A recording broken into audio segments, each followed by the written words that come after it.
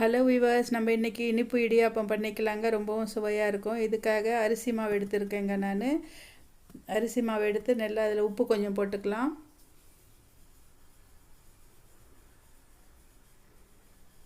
எண்ணெய் வந்துட்டு ஒரு ஸ்பூன் அளவுக்கு எண்ணெய் விட்டுக்கலாங்க. எண்ணெய் விடுறதுனால இடியாப்பம் ஒட்டாமல் வருங்க, நல்லா இருக்கும். உதிரி உதிரியாக வரும். அதனால நல்லா இது மாதிரி போட்டு கலக்கிக்கலாம்.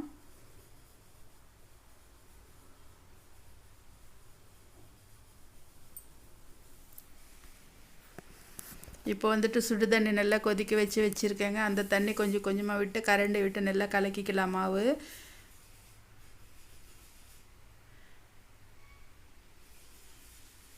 கலக்கிக்கிட்டு ஒரு 2-3 நிமிஷம் மூடி போட்டு வச்சிட்டோம்னா அப்புறமா கொஞ்சம் ஆறுன அப்புறமா கை போட்டு நல்லா நம்ம சப்பாத்தி மாவு பதத்துக்கு நல்லா கலக்கிக்கணுங்க.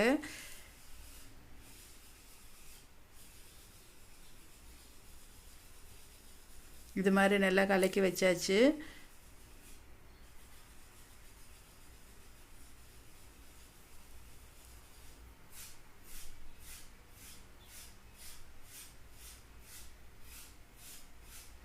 இப்போ வந்துட்டு முறுக்கு குழாய் எடுத்துருக்கேங்க. அதுக்கு வந்துட்டு எண்ணெய் தடவிக்கலாம். நம்ம கார சேவுக்கு போடுறது மெலிசாக இருக்கிறது போட்டிருக்கேன். ஓம் பொடிக்கு போடுற பிளேட்டு. இப்போ வந்துட்டு எண்ணெய் கொஞ்சம் தடவிக்கலாம்.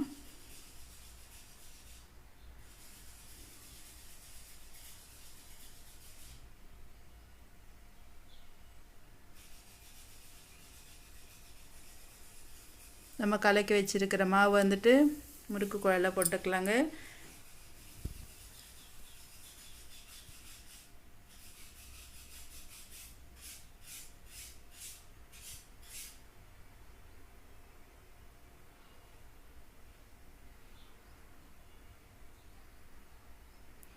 போட்டுட்டு நம்ம நல்லா முறுக்கு மாதிரி பிழிஞ்சிக்கணும்.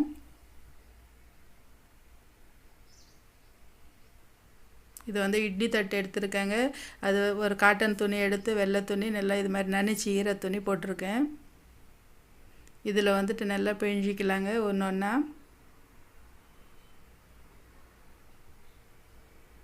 ஒரு இட்லி குழிக்கு ஒன்று ஒன்றுன்ற மாதிரி பிழிஞ்சிக்கிட்டோம்னா நல்லா வருவாங்க. அப்புறமா எடுக்கும்போது நல்லா ஈஸியாக இருக்கும் நமக்கு. இதே மாதிரி எல்லாத்தையும் பிழிஞ்சிக்கலாம்.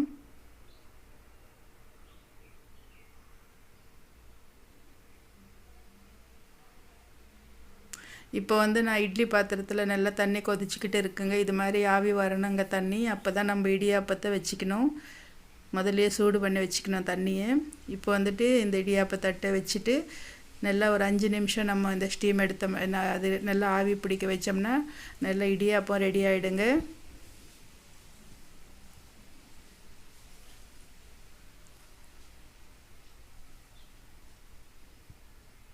சுட சுட இடியாப்பம் ரெடி ஆகிடுச்சிங்க.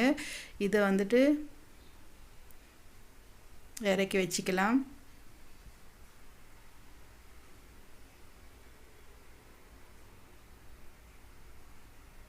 ரொம்ப நேரம் வைக்கக்கூடாதுங்க. ஒரு 5 நிமிஷம் தான் வைக்கணும். ஏன்னா ஆல்ரெடி நம்ம சுடு தண்ணி தான் ஊற்றிருக்கோம்.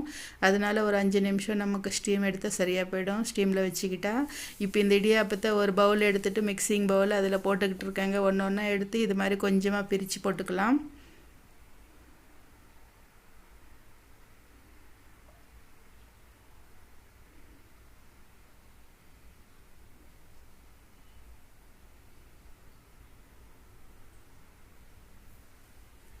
இப்போ தேங்காய் தூள் வந்துட்டு ஒரு 1/2 கப்பு தேங்காய் தூள் போட்டுக்கிட்டு இருக்கேங்க. இப்போ எண்ணெய் இது நெய் போட்டுக்கலாங்க. நெய் ஒரு 2 ஸ்பூன் அளவுக்கு போட்டிருக்கேன். ஏலக்காய் பொடி போட்டுக்கலாம்.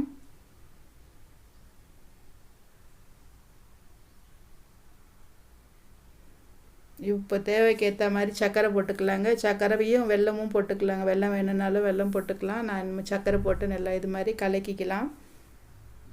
இந்த சூட்டுக்கு இந்த நெய் நல்லா கரைஞ்சி வந்துடுங்க.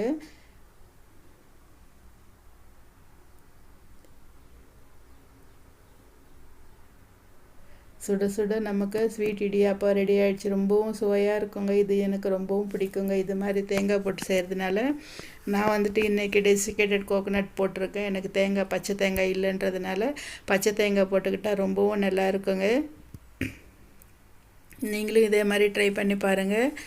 இது காரமும் சாப்பிட்லாம், ஸ்வீட்டும் சாப்பிட்லாங்க. ஒரு வாட்டி பண்ணிட்டோம்னா ஒன்று ஸ்வீட் பண்ணிவிட்டு கொஞ்சம் கொஞ்சம் காரம் சட்னி ஏதாவது பொடி போட்டு கூட சாப்பிட்லாங்க. ரொம்பவும் நல்லாயிருக்கும். நமக்கு ஆட்டுக்கால் பாயா அது மாதிரி நல்லாயிருக்கும். சிக்கன் குழம்பு ஏதாவது செஞ்சாலும் இது மாதிரி இடியாப்பம் செஞ்சு சாப்பிட்டுக்கலாம். பசங்களுக்கு இது மாதிரி கொஞ்சமாக ஸ்வீட்டாக செஞ்சு கொடுத்தா ரொம்ப விரும்பி சாப்பிடுவாங்க. ரொம்பவும் நல்லா இருக்கும். ஓகே வீவர்ஸ், நானும் இந்த ஸ்வீட்டு இடியாப்பத்தோடு என்ஜாய் பண்ணுறேங்க. நீங்களும் இதே மாதிரி செஞ்சு சாப்பிட்டுட்டு எப்படி வந்ததோ கமெண்ட் செக்ஷனில் தெரியப்படுத்துங்க. ஓகே வீவர்ஸ், நம்ம சேனல் சப்ஸ்கிரைப் பண்ணிக்கோங்க, லைக் பண்ணுங்கள், உங்கள் ஃப்ரெண்ட்ஸுக்கு ஷேர் பண்ணுங்கள். ஓகே, பாய்.